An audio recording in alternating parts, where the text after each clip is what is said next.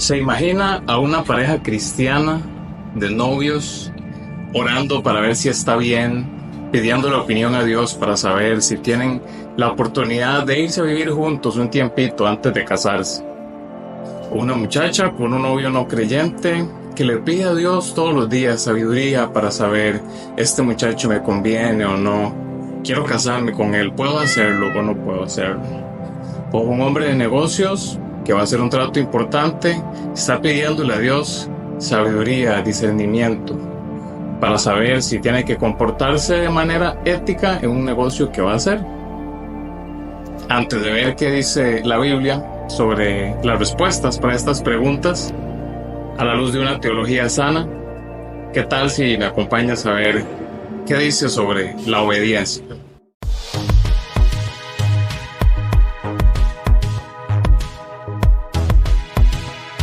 Muchos de los que hoy día profesan seguir a Cristo enfatizan una visión distorsionada de la gracia, que les da vía libre para hacer lo que les da la gana. Se autosabotean diciéndose a sí mismos que la vida cristiana es en libertad y no hay ninguna razón para atenerse a las leyes morales de Dios. En esta distorsión de la hipergracia, la necesidad de la obediencia ha sido totalmente neutralizada. Los mandamientos de Dios ya no están en el asiento del conductor, fueron arrojados al maletero junto con los otros chunches, la gata, la llave, la llanta de repuesto, para ser usados únicamente en caso de emergencia. Pero para todos los seguidores que realmente aman a Cristo, la obediencia está en el centro de lo que significa ser un discípulo de Jesús. Porque si ese amor es real, la prueba de fuego es la obediencia.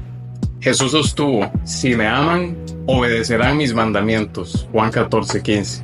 El amor genuino a Cristo siempre se manifestará en obediencia. Ojo, eso no significa que no vamos a desobedecer nunca más a Dios, que ya hemos alcanzado la perfección, jamás, nada más lejos de la realidad. Significa que ahora en nosotros hay un deseo por obedecerle. Esto se llama teológicamente la regeneración.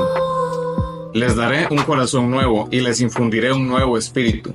Les quitaré ese corazón de piedra y pondré uno de carne. Pondré mi espíritu en ti, lo haré para que vivas por mis leyes y para que obedezcas mis reglamentos. Ezequiel 36, 26, 27. En ese trasplante de corazón nuevo que recibimos, Dios hace el milagro, Dios hace su obra. Y es que cada creyente busca una obediencia que es energizada por el Espíritu Santo. El apóstol Juan escribe, podemos estar seguros de que conocemos a Dios si hacemos lo que Él nos manda. Primera de Juan 2:3. Uno de mis libros favoritos para empezar a entrarle a la Biblia. Es perfecto, es sencillo, es directo y contiene sin embargo una fuerza, un peso doctrinal bastante considerable. Cuando Jesús predicó arrepiéntanse y crean en el Evangelio, en Marcos 1, lo expresó en realidad con un muy fuerte sentido de urgencia. Y es que el Evangelio es más que una oferta a considerar. Es una palabra de Dios que debe obedecerse. Juan escribe, el que cree en el Hijo tiene vida eterna, pero el que desobedece al Hijo no sabrá lo que es esa vida. Juan 3:36.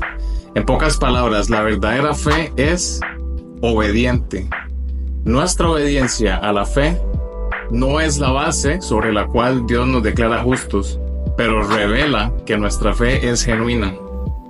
Y Pablo enfatiza aún más esa verdad cuando escribía, antes eran esclavos del pecado, pero gracias a Dios, obedientemente y de todo corazón, recibieron la formación que se les dio por medio de la enseñanza. Ustedes fueron liberados del pecado y ahora son esclavos de la justicia. En Romanos 6, 17 y 18. Todo el mundo es esclavo, ya sea del pecado o de la justicia. Antes de la conversión, éramos esclavos del pecado y vivíamos en obediencia al pecado, obviamente. Pero en la conversión, antes del trasplante de corazón, nos convertimos en esclavos de Cristo y convivimos en obediencia con Él. A lo largo de la vida cristiana, los creyentes continuamos guardando sus mandamientos. Y guardar, aquí está en tiempo presente, indica una obediencia continua durante toda la vida del creyente, lo que teológicamente se conoce como la perseverancia de los santos. Todos los que nacen de nuevo buscan la obediencia hasta el fin. Seguir a Cristo no permite una obediencia selectiva, no es lo que a mí me gusta, no es lo que yo escojo. Más bien, debemos obedecer todos los mandamientos de Dios, no solo los que me convienen. Es interesante que cuando Juan dice que los creyentes guardan los mandamientos, representa esta imagen, este concepto de un guarda vigilando un tesoro de valor incalculable. De la misma manera, el que conoce a Dios mantiene una estrecha vigilancia sobre todo lo que su palabra requiere. Y sus mandamientos no son difíciles de poner en práctica. Primera de Juan 5:3, Primera de Juan otra vez. Otra versión dice, y sus mandamientos no son gravosos, no son pesados, no son algo que nos debería incomodar realmente, sino que son una bendición, como dice Salmos 1:1. Cada paso de obediencia conduce a experimentar una vida abundante en Cristo. Por el contrario, cada paso en dirección a la desobediencia nos aleja del gozo de la bondad divina. Y por eso es que llegamos a concluir que lejos de ser algo opcional, la obediencia impulsada por la gracia es absolutamente necesaria para ser como Cristo fue. Si queremos ser sus discípulos, es nuestro anhelo más grande seguirle en todas las cosas e imitarlo como Él era, ¿no es cierto? Y así es como volvemos al principio, a aquellas preguntas. Entonces, a la luz de todo esto, ¿hay realmente necesidad de orar acerca de si obedecer o no lo que ya en la palabra de Dios está escrito de una forma tan explícita? En los ejemplos que usamos al principio, en cuanto a las relaciones, el yugo desigual, la ética, no solo en los negocios, sino en cualquier espacio de la vida. Ser una persona integral con valores del reino. Desde luego aspiramos a ser intachables, como Jesús mismo fue. Entonces, ¿hay necesidad realmente de orar por esas cosas? Ahora, tenemos criterio suficiente para decir, sin temor a dudas, que lo único que necesitamos es obedecer. Y así llegamos a la parte de nuestro devocional donde vamos al trono de la gracia.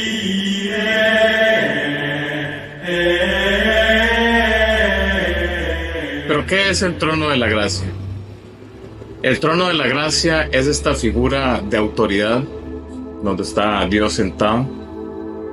Y a la vez gracia nos da a entender misericordia, empatía. Es un lugar accesible. Esto es algo espiritual. Por supuesto no es un trono físico como el de la serie, ¿verdad? Así que podemos llegar con confianza y honestidad donde sea que estemos a contarle a Dios cómo nos sentimos, qué nos está pasando. Y en el devocional de hoy tenemos únicamente 2 preguntitas, porque están bastante fuertes. La primera es: ¿qué oraciones innecesarias estoy haciéndole a Dios hoy?